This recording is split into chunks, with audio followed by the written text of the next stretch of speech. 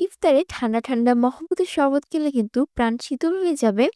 আসসালামু আলাইকুম, সবাইকে 5 মিনিট কুকে স্বাগতম জানাচ্ছি। আজকে আপনাদের সাথে খুবই সহজ এবং অনেক বেশি মজাদার মহব্বতের শরবতের রেসিপি শেয়ার করব।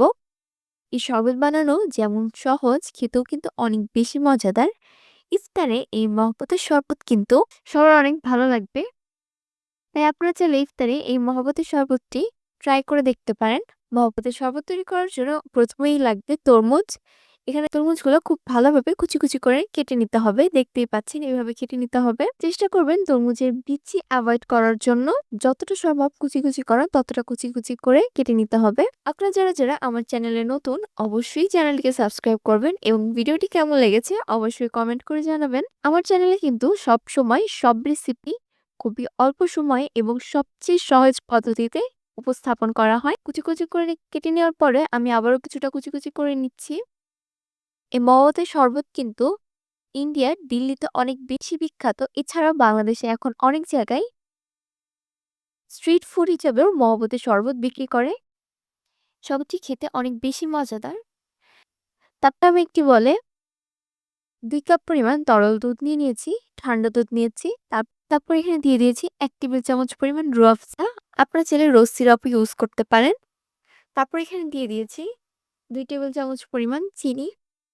মিষ্টিটা আপনারা সম্পূর্ণ আপনাদের স্বাদ অনুযায়ী ব্যবহার করবেন। অনেকে মিষ্টি কম খেতে পছন্দ করে, তারা মিষ্টিটা কম দিবেন।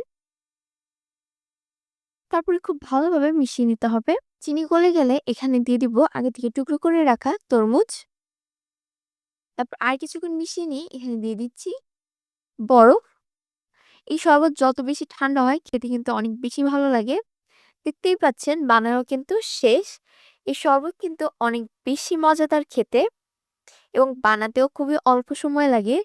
ইফতার টেবিলে মাত্র ২ মিনিটে আপনারা এই মহব্বতের শরবত তৈরি করে ফেলতে পারেন।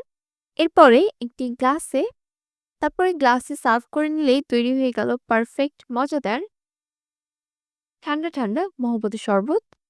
দেখতেই পাচ্ছেন তৈরি হয়ে গিয়েছে মহব্বতের শরবত। এই শরবত খেতে কিন্তু অনেক বেশি মজাদার এবং আপনারা যদি ইফতার টেবিলে মাত্র অল্প সময়ে শরবতটি তৈরি করে রাখেন তাহলে সবার অনেক বেশি ভালো লাগবে। ভিডিওটি শেষ পর্যন্ত দেখার জন্য সকলকে ধন্যবাদ। ভিডিওটি ভালো লাগলে অবশ্যই লাইক করবেন এবং কমেন্ট করে জানাবেন।